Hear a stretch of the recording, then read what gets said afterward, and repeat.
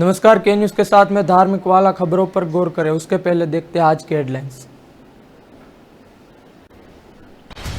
मुंबई में बुधवार को पूरे दिन हुई बारिश के बाद मालवानी इलाके में एक 4 मंजिला इमारत रात को 11 बजे 10 मिनट पर ढह हो गई और इमारत में 18 लोग निकाले गए हैं। व्हाट्सएप, फेसबुक और गूगल के बाद अब ट्विटर ने भी केंद्र द्वारा जारी सोशल मीडिया गाइडलाइंस को मानने की बात कही है। ट्विटर ने सरकार को लिखा कि वह भारत के चीफ कॉम्प्लायंस अफसर यानी शिकायत अधिकारी की नियुक्ति फाइनेंस करने के लिए चरण में है। अमेरिकी राष्ट्रपति जो बाइडेन ने अपनी पहली विदेश यात्रा पर रवाना होने से पहला एक बड़ा फैसला किया है। उन्होंने अमेरिका में लगे चीनी ऐप्स पर प्रतिबंध की फिलहाल बात की है हटा दिया है। यह पूर्व राष्ट्रपति डोनाल्ड ट्रंप की 5 जनवरी को लगाया गया था। नेपाल के सुप्रीम कोर्ट ने राष्ट्रपति, प्रधानमंत्री और कैबिनेट का शोक नोटिस जारी किया है। इसमें पूछा गया कि 22 मई में संसद भंग करने के आदेश किस आधार पर दिया गया था। देश में लगातार तीसरे दिन बुधवार को कोरोना के रोजाना मामले 1 लाख से कम आ रहे हैं। हालांकि इनमें थोड़ी बढ़ोतरी जरूर रिकॉर्ड की गई है। देश में पिछले 24 घंटों में 93,828 नए संक्रमित पाए गए।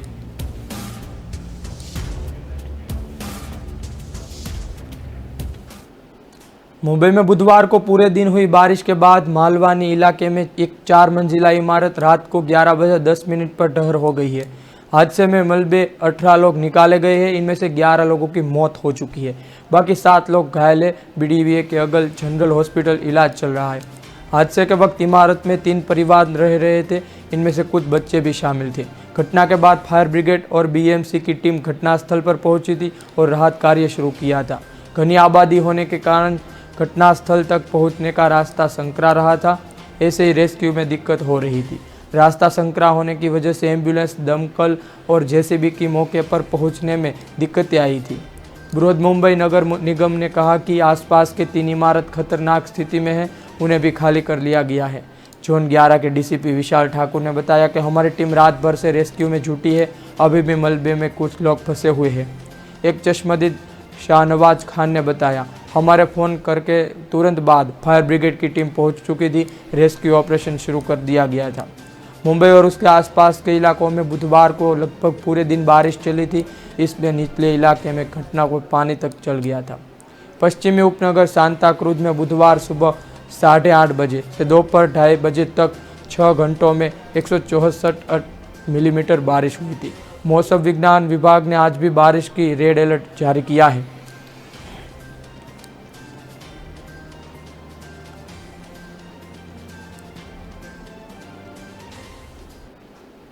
व्हाट्सएप, फेसबुक और गूगल के बाद अब ट्विटर ने भी केंद्र द्वारा जारी किए गए सोशल मीडिया गाइडलाइंस को मानने की बात कही है। ट्विटर ने सरकार को लिखा कि भारत में चीफ कॉम्प्लायंस अफसर यानी शिकायत अधिकारी की नियुक्ति फाइनल चरण पर है। इस संबंध में वो अगले कुछ दिनों में सरकार को 1 हफ्ते के भीतर रिपोर्ट सौंपेंगे। ट्विटर ने कहा कि केंद्र द्वारा जारी गाइडलाइंस का मकसद पूरा करने के हमने अभी नोडल कॉन्टैक्ट पर्सनल और रेसिडेंट गवर्नमेंट अफसर की नियुक्ति कॉन्ट्रैक्ट पर कर रही है। जल्दी हम इन पदों पर परमानेंट नियुक्ति करेंगे। ट्विटर भारत और अपने पर बातचीत करने वाले लोगों के लिए प्रतिबद्ध है। हम केंद्र की गाइडलाइन का पालन करने के लिए हर संभव कदम उठाएंगे। फेसबुक की नई गाइडलाइंस को फॉलो करते हुए देश में शिकायत अधिकारी की नियुक्ति हुई है। एफबी ने अपने वेबसाइट ग्रीवांस अधिकारी स्फूर्ति प्रिया का नाम पब्लिश किया है। फेसबुक ने कहा कि स्फूर्ति से यूजर्स ईमेल के जरिए संपर्क कर सकते हैं। इसके अलावा फेसबुक इंडिया में पोस्ट के जरिए भी यूजर्स अपनी शिकायतें भेज सकते हैं। फेसबुक के अलावा व्हाट्सएप ने ग्रीवांस अफसर के तौर पर परेश बी लाल का नाम अपनी वेबसाइट पर पब्लिश किया था। गूगल ने भी अपनी वेबसाइट पर अपडेट किया था ताकि ग्रीवांस अफसर की नियुक्ति के फैसले को रिफ्लेक्ट किया जा सके।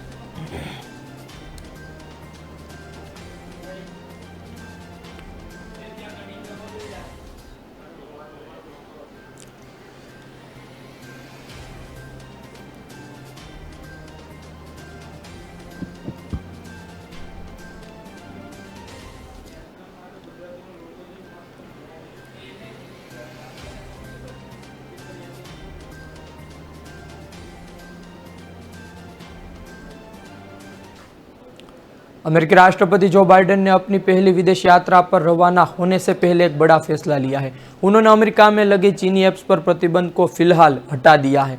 उन्होंने बयान पूर्व राष्ट्रपति डोनाल्ड ट्रंप पर 5 जनवरी को ये प्रतिबंध लगाया गया था।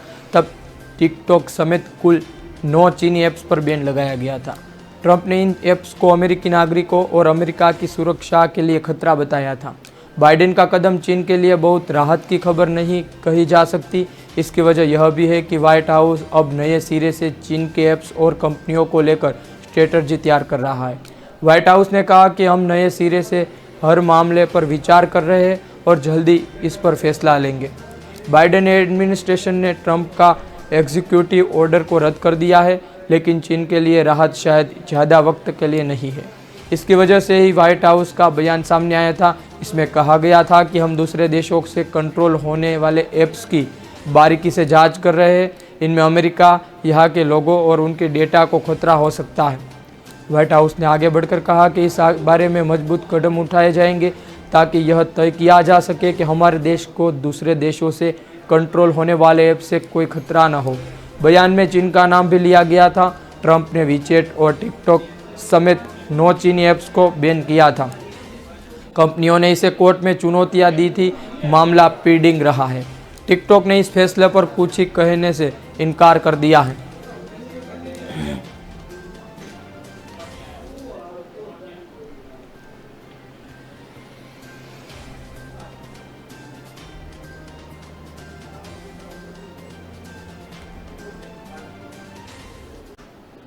नेपाल के सुप्रीम कोर्ट ने राष्ट्रपति, प्रधानमंत्री और कैबिनेट को शोकॉज नोटिस जाहिर किया है। इसमें पूछा गया था कि 22 मई को संसद भंग करने का आदेश किस आधार पर दिया गया। नोटिस का जवाब 15 दिन के अंदर मांगा गया है। नेपाल में KP Sharma Oli caretaker prime minister है।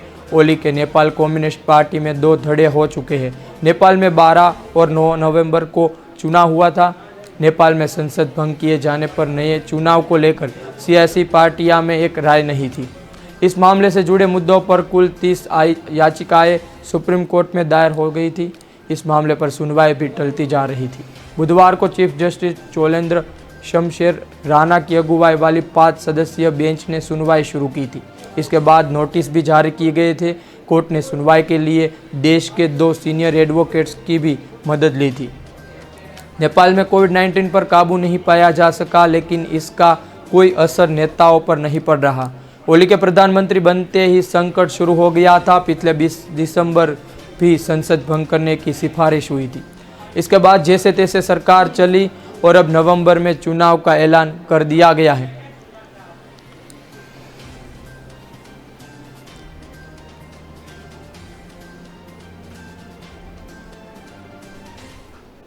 देश में लगातार तीसरे दिन बुधवार को कोरोना के रोजाना मामले में 1 लाख से कम हो रहे हैं।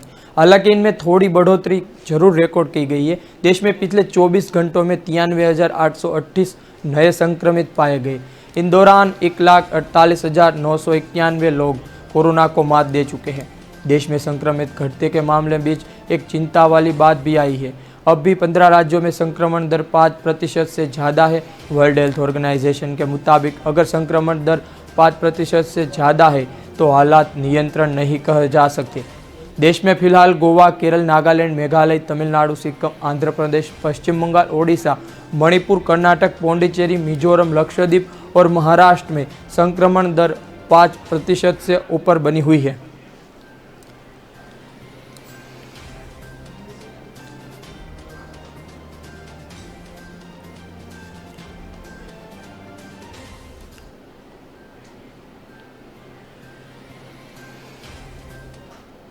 पंजाब पुलिस ने सूबे के 2 बड़े गैंगस्टरों को बुधवार को कोलकाता में हुए एनकाउंटर में ढेर कर दिया गया है। मारे गए गैंगस्टरों का नाम जयपाल भुल्लर और जसप्रीत जस्सी है। बताया जा रहा है कि एनकाउंटर में पंजाब पुलिस और कोलकाता की लोकल स्टाफ फोर्स भी शामिल थी। गैंगस्टर जयपाल भुल्लर का नाम पिछले दिनों लुधियाना के जगयारों में CIA स्टाफ के 2 ASI की हत्या में भी सामने आया था। इस वारदात के बाद पंजाब पुलिस की ऑर्गेनाइज क्राइम कंट्रोल यूनिट उसकी तलाश में जुट गई थी। भुल्लर के खिलाफ देश भर में करीब 50 आपराधिक मामले दर्ज हैं। फिरोजपुर के दशमेश नगर का रहने वाला जयपाल भुल्लर उर्फ मंजीत एक पुलिस वाले का बेटा था उसके पिता इंस्पेक्टर थे। वक्त ने ऐसी करवट बदली कि कानून के रखवाले का बेटा ही कानून का गुनहगार बन गया। भुल्लर कुख्यात बदमाश विक्की गोंडर का साथी रह चुका है। सुक्खा कहलवा हत्याकांड में भी वह शामिल था।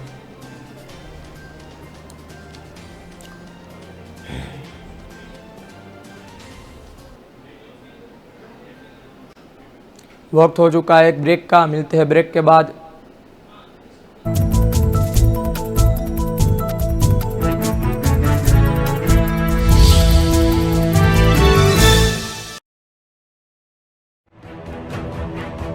निष्पक्ष, बेखौफ, बेबाक, तेज तर्रार, तीखे सवाल, बात मुद्दे की। देखते रहिए जलपाक क्षत्रिय के साथ दंगल देश का।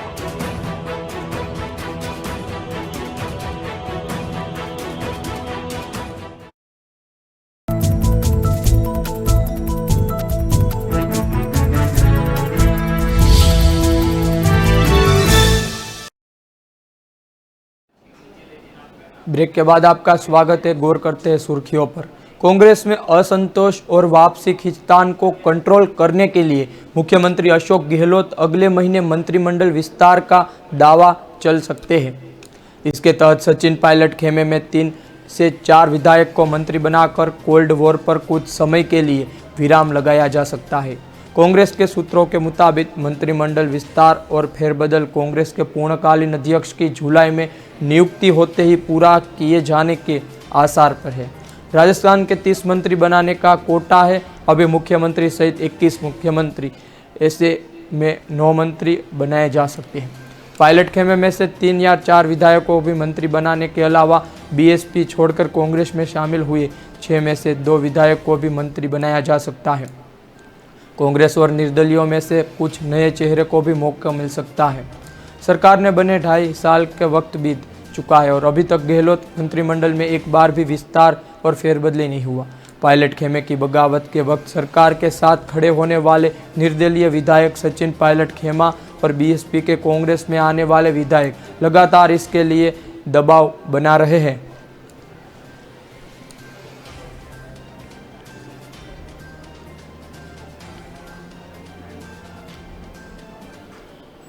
राजस्थान में अनलॉक 2 की गाइडलाइन मंगलवार से लागू हो गई थी। अनलॉक 2 की नई गाइडलाइन के तहत अब 10 जून को रोडवेज बसों और निजी बसों चलनी शुरू होगी। खास बात तो यह है कि फिलहाल 25% क्षमता के साथ रोडवेज बसों का संचालन शुरू होगा।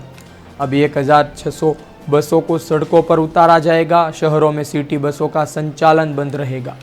निजी बसों को तट रूट पर चलाया जाएगा। कोरोना के कारण लॉकडाउन में रोजाना रोडवेज 3,75,000 करोड़ रुपए का नुकसान हो रहा है।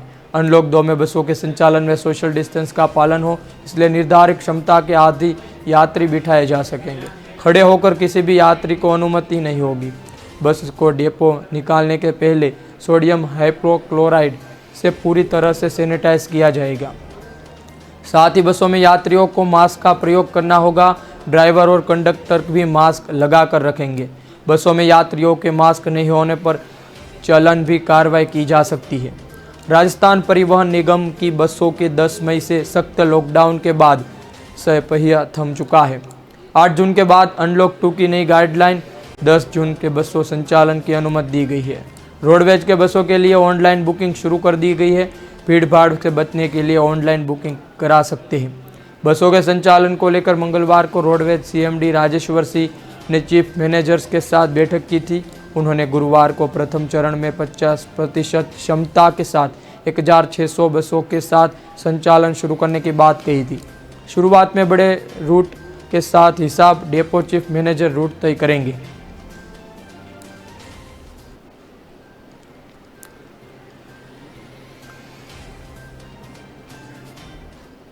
इंदौर क्राइम ब्रांच ने नकली नोट बनाने वाले 12वीं पास छात्र को गिरफ्तार किया है। आरोपी राजकुमार तांडवे आजाद नगर इलाके में किराए मकान पर रहता था। 1 माह से पहले नकली नोट छाप रहा था। इसके बाद नकली नोटों को इंदौर समेत आसपास के इलाकों में खपा देता था। आरोपी के पास 2,53,000 के नकली नोट मिले हैं। इनमें से 100 के 476, 500 के 159 और 2,000 के 63 नोट जब्त हुए हैं। डीआईजी मनीष कपूरिया ने बताया कि सूचना मिली थी कि एक वक्त नकली नोटों का बाजार और सब्जी मंडी के खपाने जा रहे हैं। इस पर घेराबंदी कर संदेही को पकड़ा गया। आरोपी ने अपना नाम राजकुमार पिता अनिल तायडे निवासी आज़ाद नगर बताया। वह यहाँ लियाकत अली नाम से व्यक्ति के यहाँ किराए मकान पर रहता था। तलाशी में उसके पास से मोबाइल व बैग से 2,53,000 रुपये मिले। बाराकी से देखने पर पता चला कि सभी नोट नकली है। पूछताछ में राजकुमार की भी गुनाह कबूल किया। आरोपी ने बताया कि नोटों को वह सब्जी की मंडी ठेला व सब्जी वालों को देता था। आज़ाद नगर राजकुमार अकेला रहता था। कमरे में पुलिस ने लैपटॉप, प्रिंटर, A4 साइज का हाई क्वालिटी कागज भी जब्त की है। इनकी मदद 100 गुना पुराना नोट, 500, 2,000 के नए नोट, कॉपी व स्कैन कर आगे पीछे कलर प्रिंटर लेकर ग्लास कटर स्केल की मदद पर हुबहू काटता था। इसके बाद प्रिंट कर लेता था। आरोपी ने पहले 100 रुपये और नोट बनाए चलाए थे। इसके बाद 500 और 2,000 के नोट भी छापना शुरू किया था।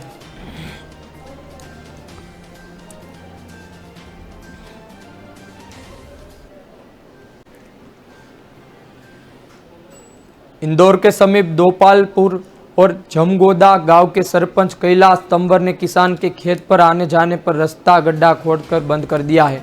पीड़ितों ने इसकी शिकायत देपालपुर तहसीलदार बजरंग बहादुर को की है। तहसीलदार गौतमपुरा, थाना प्रभारी भरत सिंह ठाकुर मई दल के साथ ग्राम जमगोदा गांव पहुंचे थे, जहां उन्होंने मौका मुआयजा किया था। शिकायतकर्ता पीड़ित किसान दशरथ, राधेश्याम, जगदीश, घनश्याम का कहना है कि सरपंच की दबंगई और गुंडागर्दी के हमारे खेत पर आते वाले रास्ते पर बड़ी नाली खोदकर रास्ता बंद कर दिया गया है।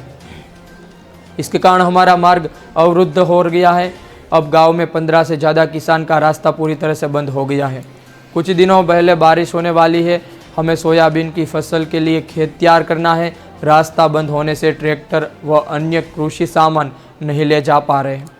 वही मामले को लेकर सरपंच कैलाश तंवर ने कहा कि पहले दशरथ और अन्य लोगों ने मिलकर मेरे खेत की ओर आने वाले रास्ते को बंद किया था, जिसको लेकर मेरे द्वारा दूसरी ओर से रास्ता खोदा गया था, जबकि दूसरी ओर से भी रास्ता नहीं चालू करेंगे, इस रास्ते को नहीं खोलूंगे, ऐसा कहा गया था। वही ग्रामीणों की माने तो जिस रास्ते से बात सरपंच कर रहे हैं वो रास्ता 2 वर्ष नहीं बल्कि 30 सालों से बंद है। उस रास्ते से सालों से कोई नहीं आता जाता। ऐसे में अब मौके पर पहुंचे तहसीलदार पंचनामा बनाया गया है, उचित कार्यवाही करने की बात कर रहे हैं।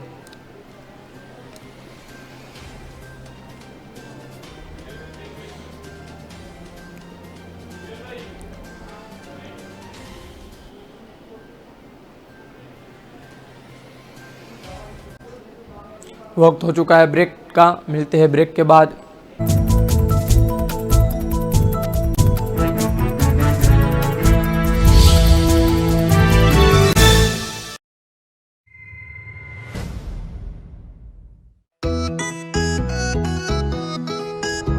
सबको टीका लगवाना है, कोरोना को हराना है। टीके की सुरक्षा अपना कर सुरक्षा चक्र बनाना है। 18 साल की उम्र हो, युवा हो या बुजुर्ग हो, एक पल भी सोचे बिना ये मौका नहीं गवाना है। सबको टीका लगवाना है, कोरोना को हराना है। टीका लगने के बाद भी सुरक्षा को अपना कर भी मास्क फिर भी लगाना है, 2 गज की दूरी निभाना है। सबको टीका लगवाना है, कोरोना को हराना है।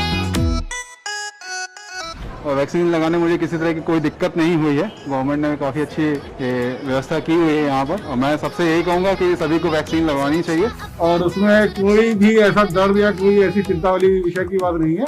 मैंने टीका लगवाया है जीत का, आप भी लगवाइए। टीका ही दिलाएगा जीत, टीका जीत। आज मैंने कोरोना से जीतने के लिए टीका लगवाया, आप लोग भी लगवाएं, सुरक्षित रहें। मैंने लगाया है टीका जीत का, आप भी लगवाइए। चलो टीका लगवाएं, कोरोना को हराएं। निशुल्क टीकाकरण अभियान में 18 वर्ष से अधिक उम्र वालों के लिए टीका लगवाकर सुरक्षा कवच बनाएं। cowin.gov.in पर रजिस्ट्रेशन करवाएं। सूचना एवं जनसंपर्क विभाग उत्तर प्रदेश द्वारा जनहित में जारी।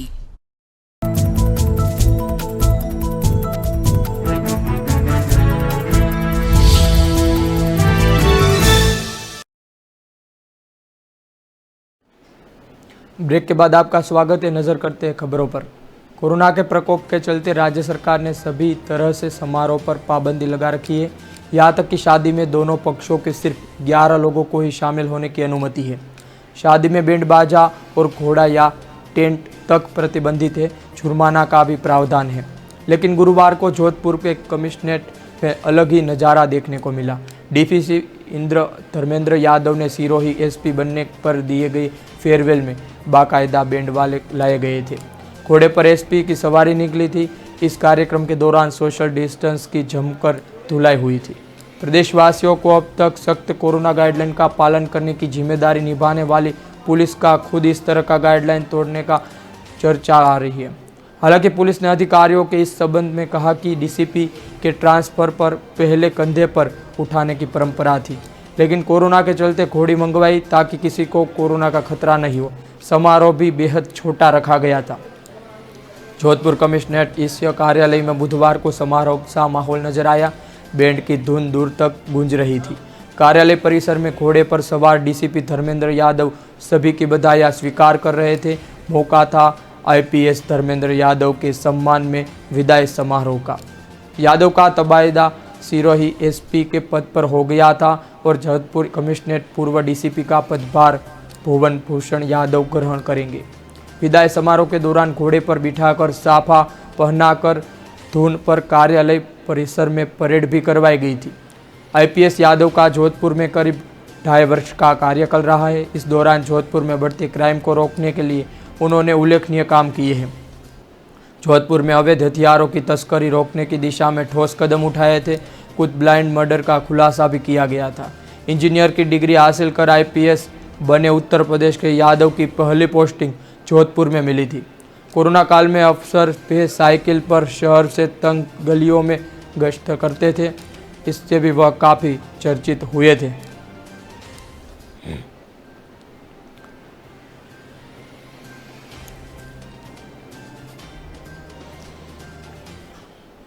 कोरोना से जिंदगियों को बचाने के लिए वैक्सीन अंधविश्वास और अफवाहों का शिकार हो रही है। कोरोना से जुड़े अंधविश्वास की पड़ताल करने मोहल्ले में पहुंचा, जहां लोगों ने अप्रैल मई में 2742 कोरोना मृतकों के जलते देखा है। मरने वालों के परिजनों की चित्कार और सिसकियां सुनी है। इस मोहल्ले में लोगों को लगता है कि उन्हें कोरोना नहीं हो सकता। वैक्सीन को लेकर बिहार में नहीं पूरे देश में अलग अलग अफवाहें चल रही है। हर किसी के पास इसे ना लेने की अपनी अपनी वजह है। लेकिन बिहार की राजधानी पटना में उत्तरी मंदिरी इलाके में लोगों का वैक्सीन नहीं लगवाने के पीछे जो तर्क है वह सुनकर आप भी चौंक जाएंगे। लेकिन पहले जान लीजिए कि उत्तरी मंदिरी इलाका है कहाँ। उत्तरी मंदिरी इलाका बास घाट के ठीक सामने है। दोनों के बीच दूरी बस एक सड़क की है। बास घाट वही जगह है जहां कोरोना मरीजों का अंतिम संस्कार सबसे पहले शुरू हुआ था। नगर निगम आंकड़ों के मुताबिक अप्रैल मई के 2 महीने में केवल इस घाट पर 2642 कोरोना मृतकों का शव जलाया गया है। इस मोहल्ले में लोग कोरोना से हुई मौतों के गवाह है, क्योंकि यहाँ रहने वालों ऐसे लोगों की तादाद अच्छी है जो किसी ना किसी तरह से स्मशान घाट से जुड़े कारोबार का हिस्सा रखते हैं। फूल, रामनामी, लकड़ी बेचने वाले के लेकर शवों की अंत्येष्टि करवाने वाले पंडित तक यहाँ रखते हैं। शवों को उठाकर चिंता पर रखने वाले लोग भी यहाँ रहते हैं, पर सभी यही मानते हैं कि उन्हें कोरोना नहीं होगा, इसलिए वो वैक्सीन लेने को तैयार नहीं है।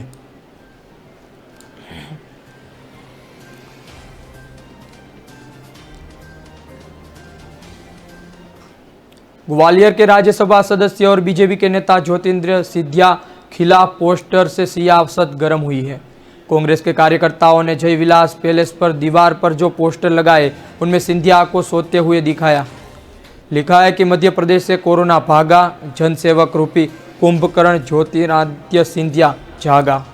यह भी बोलते हुए दर्शाया कि तुम लोगों ने मुझे जगाया क्यों नहीं। मध्य प्रदेश में मुख्यमंत्री बनने की दौड़ में नरोत्तम और कैलाश मुझसे आगे निकल गए।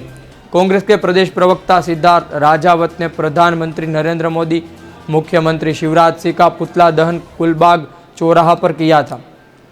सिंधिया के आगमन से पहले इस तरह का प्रदर्शन सियासी हिलचल बढ़ा दी थी। करीब 2.5 महीने पहले राज्यसभा सांसद ज्योतिंद्र सिंधिया ग्वालियर चंबल अंचल 3 दिवसीय दौरे पर आ रहे हैं। वह 10 जून और 12 जून सुबह ग्वालियर, भिंड व मुरैना में रहेंगे। इसके पहले बुधवार को सिंधिया दिल्ली से सीधे राजधानी भोपाल पहुंचे थे। यहाँ उन्होंने भाजपा प्रदेश अध्यक्ष वी.डी. शर्मा से मुलाकात की थी। उनके घर पर दोपहर का भोजन किया था।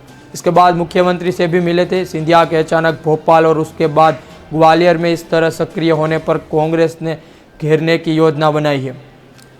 कांग्रेस के प्रदेश प्रवक्ता सिद्धार्थ सिंह राजावत ने बुधवार शाम सबसे पहले जवाहर विलास पैलेस पर सिंधिया के खिलाफ पोस्टर चिपकाए।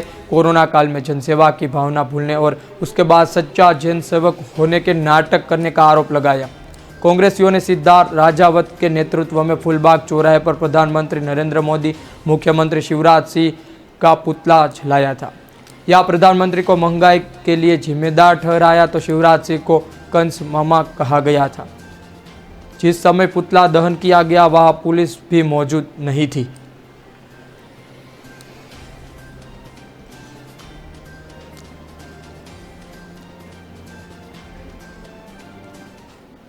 बीटेक की पढ़ाई करने वाले 3 छात्र हाईटेक चोर निकले हैं। आरोपी एनसीआर मॉडल के एटीएम मशीन के केस 2 में पंक्चर और चिमटी फंसाकर पैसे निकाले गए थे।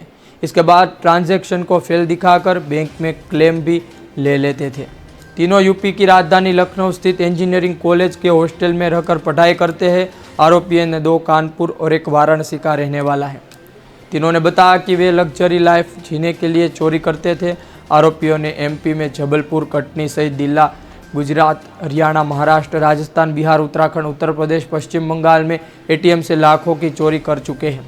एक आरोपी ने 3 बैंकों के खातों की पिछले 3 साल की डिटेल 45.96 लाख रुपये ट्रांजैक्शन की बात कही थी। जबकि आरोपी गरीब मजदूरों और परिचितों का एटीएम कार्ड लेकर भी वारदात को अंजाम देता था। जबलपुर के एसपी सिद्धार्थ गुणगुना इस हाई प्रोफाइल अंतर्राष्ट्रीय गिराई को पर्दाफाश किया है। बताया जा रहा है कि संजीवनी नगर पुलिस एक कानून के गुलोआ चौक स्थित एटीएम के सरसी देवगढ़ धर्मपुर कानपुर निवासी विजय यादव पिता अमृतलाल यादव को गिरफ्तार किया था। इसके पूछताछ के आधार पर उस 2 फरार साथियों में एक तो बाद कानपुर सर्वोदय नगर निवासी गगन कटियार पिता ज्ञानेंद्र सिंह, दूसरे डॉक्टर कॉलोनी पांडेपुर वाराणसी निवासी अजीत कुमार पिता मुरलीधर सिंह मिर्जापुर के गिरफ्तार किया गया है।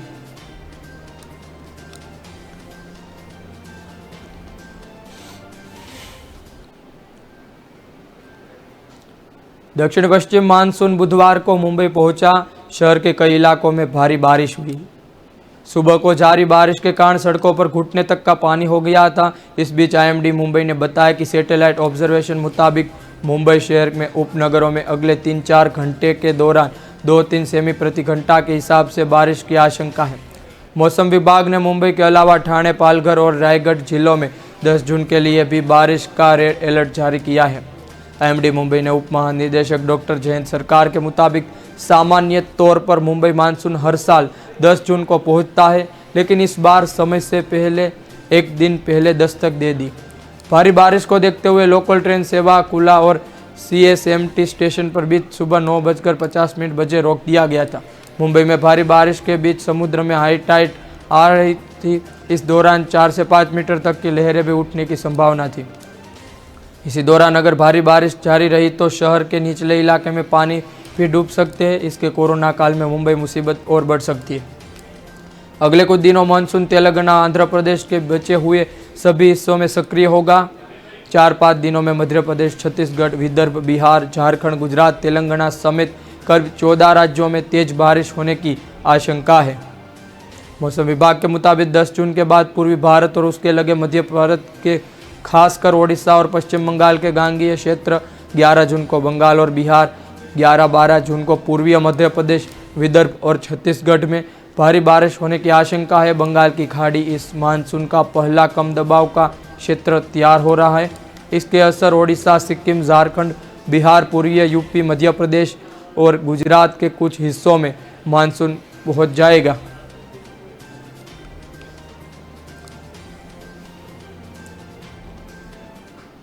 खबरों में सिर्फ इतना ही। ज़्यादा खबरों के लिए जुड़े रहिए के न्यूज़ के साथ। नमस्कार।